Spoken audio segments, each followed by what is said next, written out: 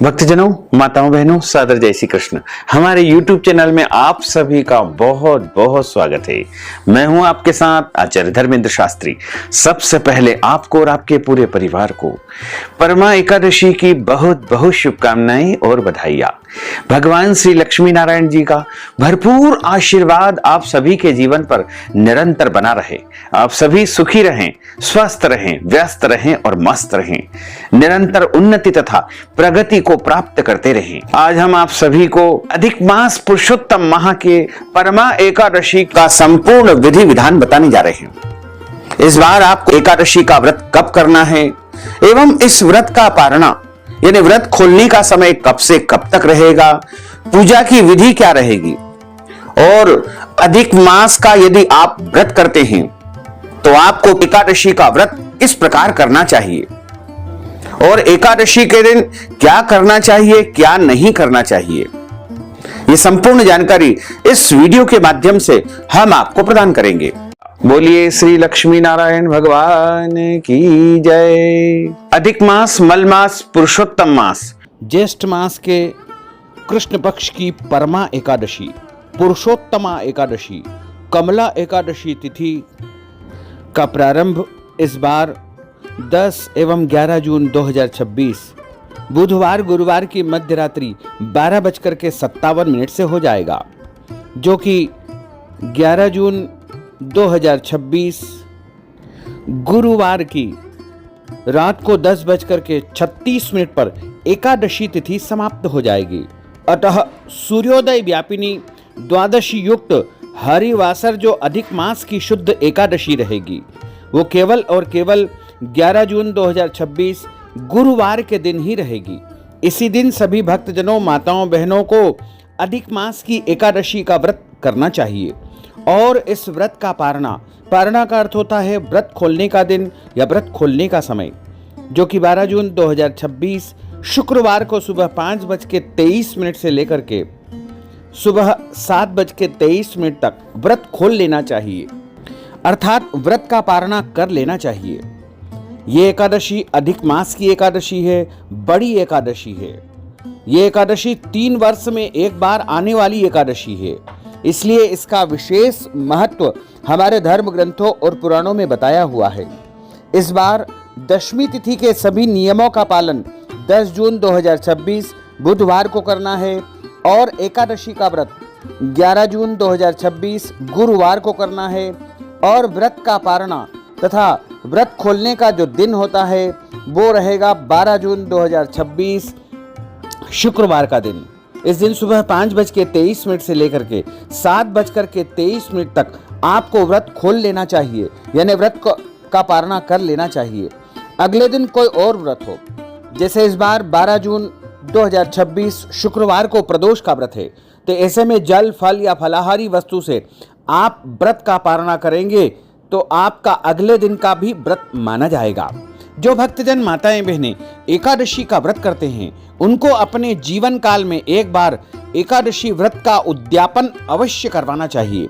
यदि आप हमारे माध्यम से एकादशी व्रत का उद्यापन करवाना चाहते हैं तो आप हमसे संपर्क करें। हम आपके नाम और गोत्र से उज्जैन अवंतिका क्षेत्र में भगवान महाकालेश्वर के सानिध्य में एकादशी व्रत का उद्यापन संपन्न करेंगे और उसका संपूर्ण पुण्य फल आपको ही प्राप्त हो सकेगा। एकादशी व्रत का जो उद्यापन होता है वो जीवन काल में जब भी एकादशी आए तब करवा लेना चाहिए, क्योंकि इस नश्वर शरीर का कोई भरोसा नहीं है। इसलिए जब भी आपके मन में भाव आ जाए एकादशी व्रत का उद्यापन आप करवा लीजिए। ये अधिक मास की एकादशी है, इसलिए इस एकादशी का व्रत सभी को रखना चाहिए, क्योंकि अधिक मास पुरुषोत्तम माह में जो भी व्रत किए जाते हैं, दान किए जाते हैं, तप किए जाते हैं या कोई भी पूजा पाठ या अनुष्ठान किए जाते हैं, उसका करोड़ों गुना पुण्य मनुष्य को प्राप्त होता है।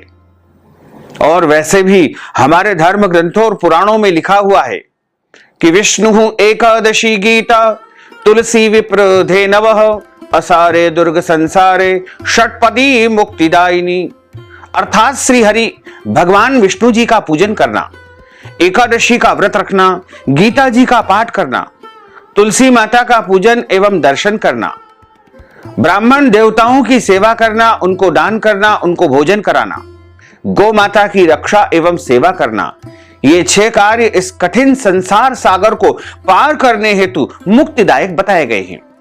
पूरे वर्ष में 24 एकादशी आती है, लेकिन जिस साल अधिक मास या पुरुषोत्तम माह आता है उस वर्ष 2 अधिक एकादशी यानी कुल मिलाकर के उस साल 26 एकादशी आती है। इस बार अधिक मास पुरुषोत्तम माह के रूप में श्रावण का महीना हमें प्राप्त हुआ है। हम सभी परम सौभाग्यशाली है कि इस बार 19 साल के बाद में पुनः एक बार श्रावण का महीना अधिक मास पुरुषोत्तम माह के रूप में हम सभी को मिला है। इसलिए इस अवसर को हम बिल्कुल न जाने दें और एकादशी का व्रत जरूर रखें, क्योंकि इस बार श्रावण मास में पुरुषोत्तम माह आने से हरिहर मिलन का संयोग निर्मित हो रहा है। हरि का अर्थ होता है भगवान श्री नारायण, जिनका परम प्रिय महीना पुरुषोत्तम मास है, और हर का अर्थ होता है भगवान श्री देवाधिदेव महादेव, जिनका परम प्रिय महीना श्रावण का महीना है। इसलिए इस बार हरिहर मिलन का संयोग अधिक मास में निर्मित हो रहा है। प्रत्येक महीने में वैसे तो 2 बार एकादशी आती है, एक कृष्ण पक्ष में, दूसरी शुक्ल पक्ष में। दोनों ही एकादशियों का भिन्न भिन्न महत्व हमारे धर्म ग्रंथों तथा पुराणों में बताया हुआ है। पद्म पुराण में लिखा हुआ है कि एकादशी का जो व्रत है वह भगवान श्री लक्ष्मी नारायण जी का परम प्रिय व्रत है।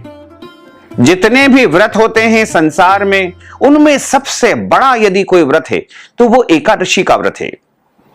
पद्म पुराण में तो यहां तक लिखा हुआ है कि एकादशी का व्रत करने से मनुष्य के करोड़ों जन्मों के पाप नष्ट हो जाते हैं, और जब मनुष्य के पाप नष्ट हो जाएंगे तभी उनके पुण्यों का उदय होगा, और जब पुण्य का उदय होगा तभी मनुष्य को सांसारिक तथा भौतिक सुखों की प्राप्ति होगी।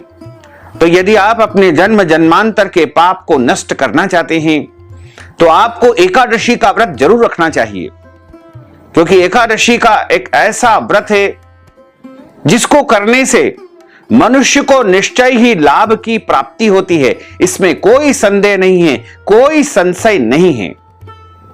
और एकादशी का व्रत यदि अधिक मास या पुरुषोत्तम माह में आ रहा है तो उसका अपना एक अलग ही महत्व हो जाएगा। यानी अधिक मास की, पुरुषोत्तम मास की परमा एकादशी का जो कोई भी मनुष्य व्रत रखेगा उसको करोड़ों एकादशी करने का पुण्य फल प्राप्त होगा। जो भक्तजन, माताएं, बहनें एकादशी का व्रत करते हैं उनको दशमी तिथि से लेकर के द्वादशी तक कुछ महत्वपूर्ण नियमों का पालन अनिवार्य रूप से करना चाहिए। जैसे सबसे पहले दशमी तिथि के दिन एक समय शुद्ध एवं सात्विक भोजन करें। दशमी के दिन चावल नहीं खाना चाहिए, शहद नहीं खाना चाहिए, लहसुन, प्याज, मांस, मदिरा, मसूर की दाल, कटहल की सब्जी का उपयोग खाने में बिल्कुल नहीं करना चाहिए। दशमी के दिन पराय अन्न अर्थात दूसरे के घर का भोजन नहीं करना चाहिए। दशमी के दिन ब्रह्मचर्य व्रत का पालन अवश्य करना चाहिए, और दशमी के दिन तन मन से पवित्र होकर के एकादशी के दिन सुबह जल्दी उठे। एकादशी के दिन हर संभव आपको प्रयास करना चाहिए कि ब्रह्म मुहूर्त में उठ करके स्नान जरूर कर लेवे। ब्रह्म मुहूर्त का जो सर्वोत्तम समय होता है वो सूर्योदय से 2 घंटे पहले पहले का समय माना जाता है। जैसे हम 6 बजे सूर्योदय मानते हैं तो 4 बजे से लेकर के 6 बजे के बीच में आपको स्नान कर ही लेना चाहिए। यदि किसी कारणवश आप जल्दी स्नान नहीं कर पाते हैं तो 7 बजे के पहले कर ले, और 7 बजे तक भी नहीं कर पाते हैं तो 8 बजे तक तो कम से कम स्नान कर ले, और यदि 8 बजे तक भी नहीं कर पाते हैं तो सुबह 9 बजे के पहले पहले सभी को स्नान जरूर कर लेना चाहिए, क्योंकि 9 बजे तक का जो समय होता है वो देवताओं का समय माना गया है। इसलिए इस समय तक हम सभी को स्नान करके पूजा पाठ से निवृत्त हो ही जाना चाहिए, और प्रातःकालीन पूजा अर्चना करके सबसे पहले एकादशी व्रत का संकल्प धारण करना चाहिए। पद्म पुराण के उत्तरखंड के अध्याय 64 में एक श्लोक लिखा हुआ है, श्लोक नंबर 34 से। इसमें लिखा हुआ है कि एकादश्याम निराहार स्थित्वा हम परेहनि भोक्ष्यामि पुंडरीकाक्ष शरणम में भवाच्युत, अर्थात हे कमल नयन वासुदेव भगवान, हे अच्युत, मैं एकादशी के दिन निराहार रह करके व्रत रखूंगा और दूसरे दिन ही भोजन करूंगा। इस प्रकार मन ही मन आप यदि इस श्लोक का श्रवण करके यह प्रार्थना करेंगे तो निश्चय ही आपका संकल्प माना जाएगा। लेकिन यदि आप हमारे द्वारा बताई गई विधि से संकल्प करते हैं तो अति उत्तम रहेगा। संकल्प करने के लिए सबसे पहले आप एक आसन बिछा लीजिए और आसन पर बैठ करके अपना मुंह पूर्व दिशा की तरफ या अपने देवी देवताओं की तरफ करके या उत्तर दिशा की तरफ अपना मुंह करके आप पूजा की थाली अपने सामने रख लीजिए। उस पूजा की थाली में रोली, चंदन और अक्षत के स्थान पर आपको जव अथवा तिल रखना है, तुलसी जी का पत्ता रखना है, पीला पुष्प रखना है, कुछ पैसे इसमें रखना है, एक सुपारी रखना है। शुद्ध घी का दीपक वहां पर प्रज्वलित कर दीजिएगा। ये पुरुषोत्तम माह की एकादशी है। यदि आप शुद्ध घी का दीपक लगाते हैं तो यदि आपके पास में सूखी तुलसी जी की डंडी है तो उसको जला करके आप दीपक को यदि प्रज्वलित करेंगे तो आपको 10 करोड़ दीप दान का पुण्य तुरंत ही प्राप्त हो जाएगा। यानी सूखी तुलसी जी की एक डंडी ले लीजिए और इसको घी में आप भिंजो लीजिए और एक शुद्ध घी का दीपक तैयार कर लीजिए और किसी और जैसे माचिस से, लाइटर से जो डंडी आपने शुद्ध घी में भिंगोई है उसको पहले जला लीजिए और उस जली हुई जो तुलसी जी की डंडी है उससे दीपक का प्रज्वलन आपको इस दिन करना चाहिए। ऐसा यदि आप करेंगे तो निश्चित तौर से आपको 10 करोड़ दीप दान का पुण्य तुरंत ही प्राप्त हो जाएगा। और संकल्प धारण करने के लिए हाथ की मुद्रा को इस प्रकार कर लीजिए। हाथ के मध्य भाग में आप सबसे पहले जल रखे, तुलसी जी का पत्ता रखे, सुपारी रखे, कुछ पैसे रखे, जव तिल रख करके सबसे पहले आप बोलिएगा ओम विष्णुवे नमः, ओम विष्णुवे नमः, ओम विष्णुवे नमः।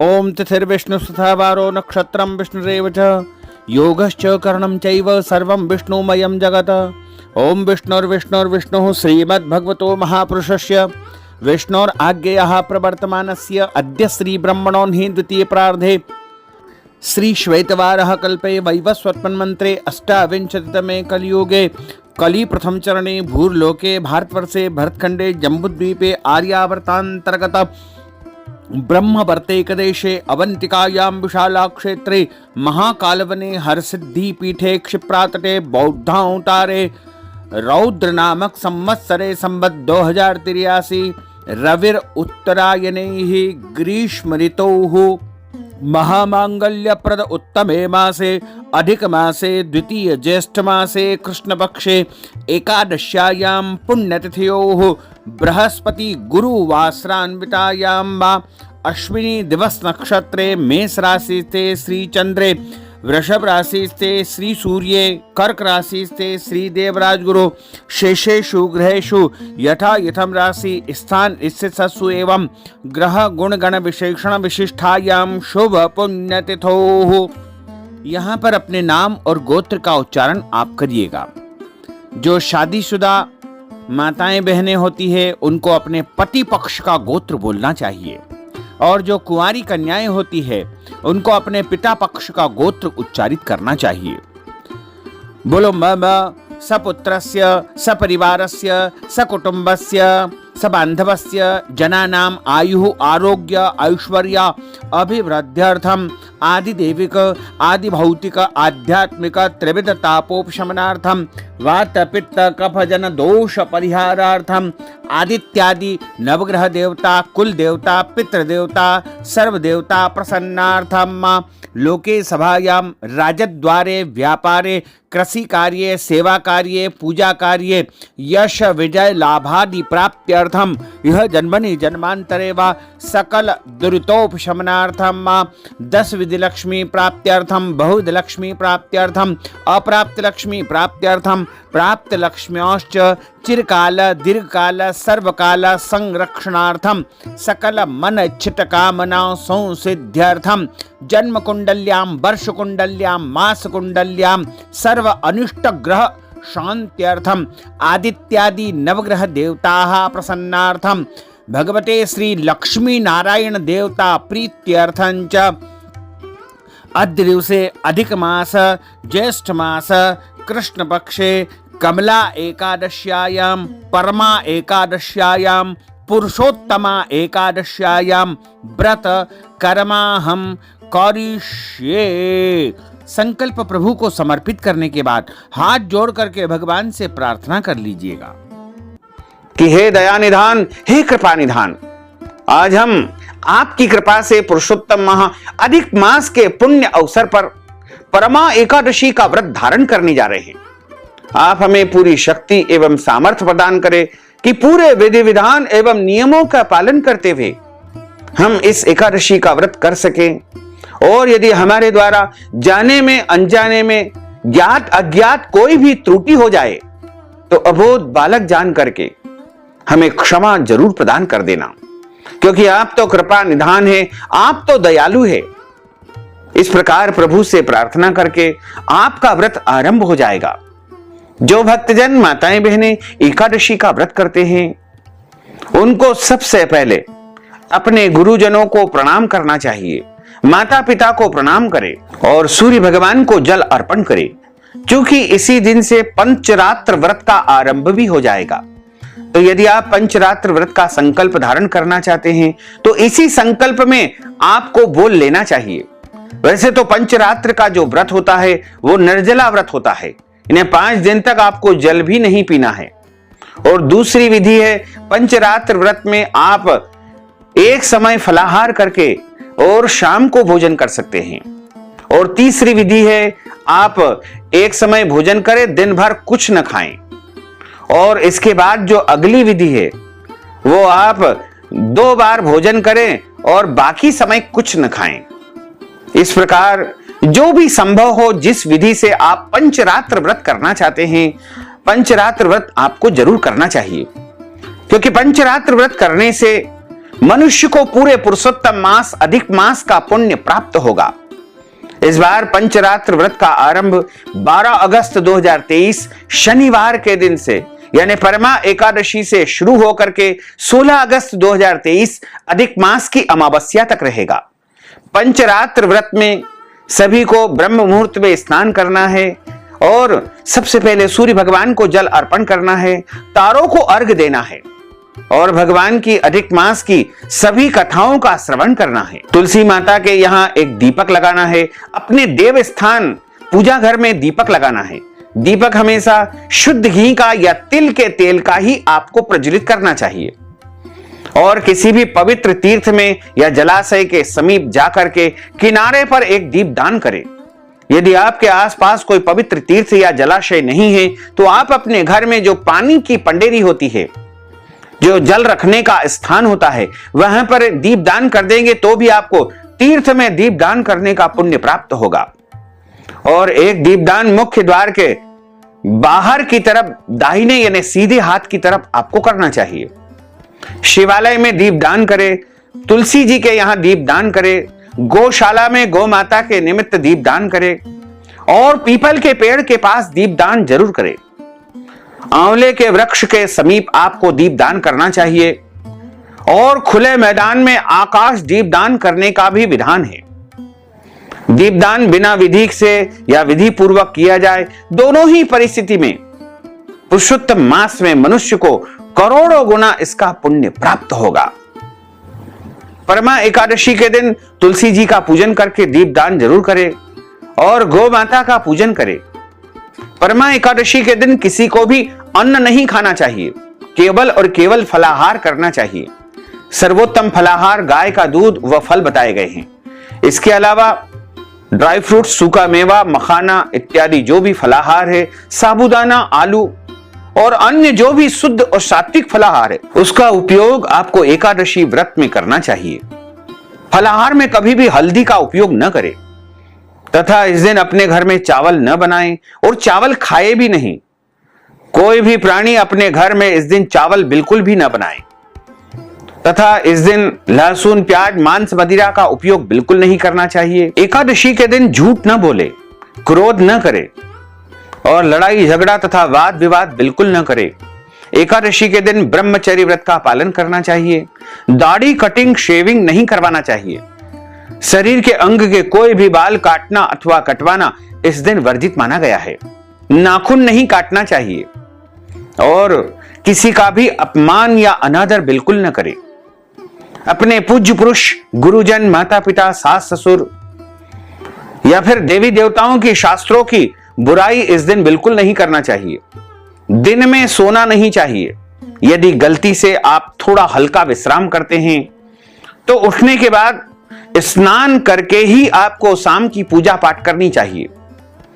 रात्रि में जागरण करने का विधान है और प्रातःकालीन वेला में आप भगवान का विशेष पूजन अर्चन इस दिन जरूर करें, क्योंकि यह परमा एकादशी है। और परमा एकादशी की कथा जो पद्म पुराण में बताई गई है उसमें स्पष्ट रूप से लिखा हुआ है कि जो मनुष्य परमा एकादशी का व्रत करता है उसके जन्मों जन्मों की दरिद्रता का नाश हो जाता है। इस एकादशी के विषय में यहां तक बताया है कि कुबेर जी ने इस एकादशी का व्रत करके ही देवताओं के धनाध्यक्ष यानी कोषाध्यक्ष का पद प्राप्त किया था। तो जब कुबेर जैसे सामान्य व्यक्ति परमा एकादशी का व्रत करके देवताओं के कोष के अध्यक्ष बन सकते हैं, तो आप पुरुषोत्तम माह की परमा एकादशी का व्रत एवं पूजन जरूर करें। इस दिन प्रातःकालीन वेला में एक चौकी पर पीला कपड़ा बिछा करके मध्य भाग में भगवान लक्ष्मी नारायण जी की स्थापना करें, या ठाकुर जी की, बाल गोपाल जी की, राधा कृष्ण जी की, शालिग्राम जी की, जो भी श्री विष्णु भगवान के श्री विग्रह है उनका इस दिन पूजन अर्चन जरूर करें। और यदि संभव हो तो गेहूं रख करके, तांबे या मिट्टी या चांदी का कलश रख करके उसके ऊपर नारियल यानी श्रीफल, आम के पत्ते रख करके कलश का पूजन करें और भगवान की विधिवत भोग लगा करके आरती उतारे।